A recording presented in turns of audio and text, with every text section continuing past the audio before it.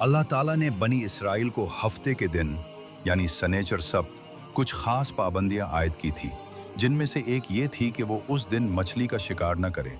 उन्हें हुक्म दिया गया था कि वो सबत के दिन को अल्लाह की इबादत के लिए खास करें और दुनियावी कामों से बाज रहें। अल्लाह ने उनकी आजमाइश के लिए ये इंतज़ाम फरमाया कि हर हफ्ते के दिन समुंदर में बड़ी तादाद में मछलियां ज़ाहिर होती थीं, जबकि हफ्ते के दीगर दिनों में मछलियां कम नजर आती थीं। इस तरह उनके सामने आजमाइश रखी गई कि आया वो अल्लाह के हुक्म की पाबंदी करते हुए हफ्ते के दिन मछली का शिकार नहीं करेंगे या फिर लालच में आकर नाफरमानी करेंगे। कुछ लोगों ने नाफरमानी की राह इख्तियार की।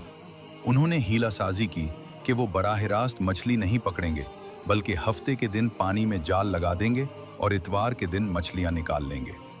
ये चाल उन्होंने अल्लाह के हुक्म से बचने के लिए बनाई, लेकिन दर हकीकत ये हुक्म की रूह के खिलाफ थी। पहला गिरोह, वो लोग जो खुल्लम खुला मछली का शिकार करते थे। दूसरा गिरोह, वो लोग जो उन्हें मना करते थे और नेकी का हुक्म देते थे। तीसरा गिरोह, वो लोग जो खामोश रहते थे और ना तो खुद गुनाह करते थे और ना ही मना करते थे। अल्लाह ताला ने उन नाफरमान लोगों पर अजाब नाजिल किया। कुरान में बयान है कि उन्हें उन पर सख्त अजाब आया और खुदा ने उन्हें मस्ख करके बंदर बना दिया। ये अजाब सिर्फ उन लोगों के लिए था जो गुनाह कर रहे थे, जबकि जो लोग मना कर रहे थे या नेकी की तलकीन कर रहे थे वो बचा लिए गए।